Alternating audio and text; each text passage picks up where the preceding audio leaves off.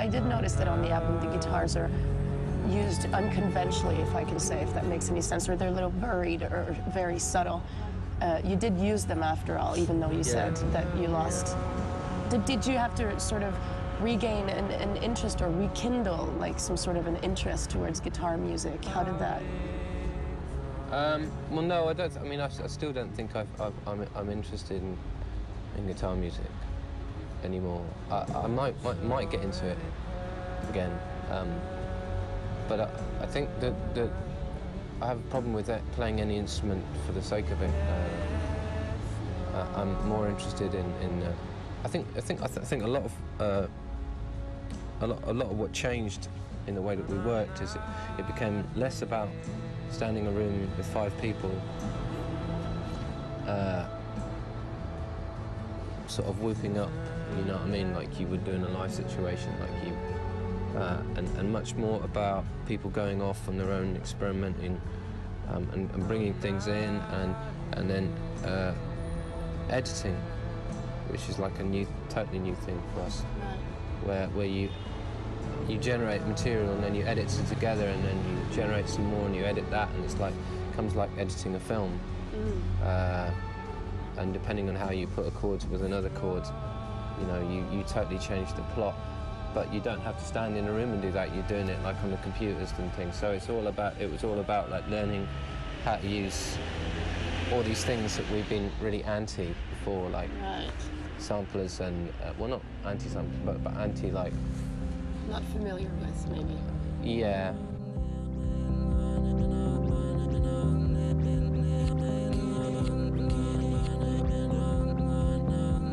I think with last year, you know, throughout the recording sessions, it was almost like bringing ourselves back up to the starting line again. Really? Yeah. I mean, it's. If you like, I mean, Kid A is the starting point. It's just like saying, something okay. new for radio, yeah. sort of. Yeah. Or a new way of doing things. Yeah. I mean, it's, you know, not necessarily that, you know, we won't revisit things or that we've done before, but just actually opening up the whole process so that we can, you know, try out different approaches to arranging songs, different approaches to writing. It's like a new method for you, a new work method almost, is it? Yeah. OK Computer was very much developed in a live situation, in sound checks, and so on, and this was sort of very much developed from the other side of a computer screen, but with the excitement of still being in a band and, you know, and still trilling it. Putting something together. I mean, a lot of the time we were still actually standing in a room together in the end. But then what we chose to do with it afterwards was kind of different, you know. And it feels like very much just like a first stage of it, so it's kind of a bit difficult to generalise. Right. Because unfortunately for us, as soon as we come up with a working method, we ditch it.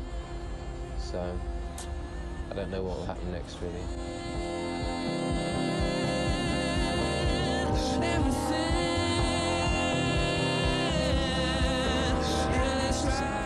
Restez avec nous, on vient tout de suite après la pause.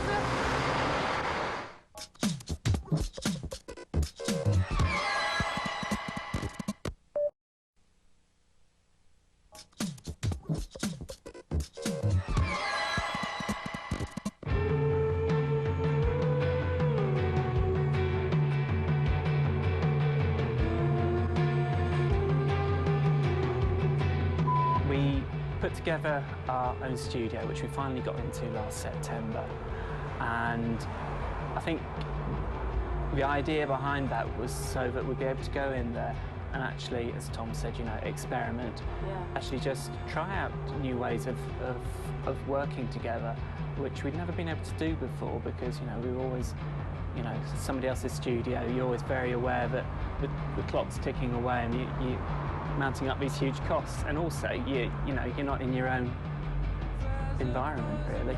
I think we created something there,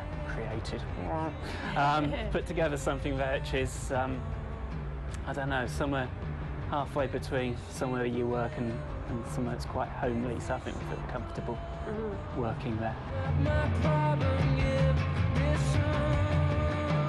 What was the ambience like in the studio? Well, it changed a lot. We had like the first first place we went to was Paris, which was a washout completely, disaster. Yeah. Why? Well, it felt like that at the time. Actually, we produced a couple of things that were really good, but at the time it felt like that. Just because, you know, we felt like nothing was working, but then we couldn't judge because we were all in a really weird headspace. Yeah. And then we went to Copenhagen, and that was pretty freaky as well. Just, you know, because nothing was working. And does the vibe change when you change cities, when you're recording and you're going in? Well, we initially did that because we were supposed to be building a studio, and as usual, when you build anything, the builders were 6 months late. So we had to start, so we had to go, you know. And then we found this beautiful, enormous mansion that we managed to rent off Lord somebody or other, which he hadn't lived in for 20 years. The old boy had died there, and he'd inherited it, and it was had like 300 rooms. Wow. And 200 of which hadn't been open for 50 years since the Second World War. Did you go have a look? Yeah. Oh, really? And there were rats everywhere, and then we were sleeping there as well, conscious of the fact, you know, we're only occupying like a tiny bit of the house. Wow. And conscious of the fact that 2/3 of the house had been empty for that long, and there were rats running around, and there was broken furniture, and it was really peculiar. You know the classic, you know, furniture under the sheets and cobwebs, like it's all like that. It was absolutely freaky. Like horror movie type, or a little bit more sad than that, actually. Right, yeah. Like building a very, very large house and never having occupied life it. in it. Yeah, it was a very sad feeling, very empty feeling. Did that affect you at all when you were? It was kind of, it was pretty. That was like, yeah, it did. Yeah, it did affect us quite badly.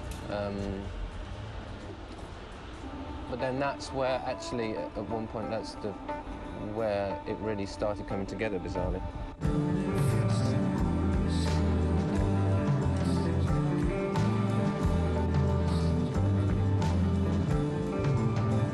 Your vocal style, there's a definite new approach to the vocal style on the album.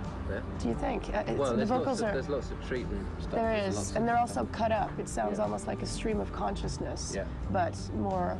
It was actually literally pulling words out of a hat. Really? Yeah.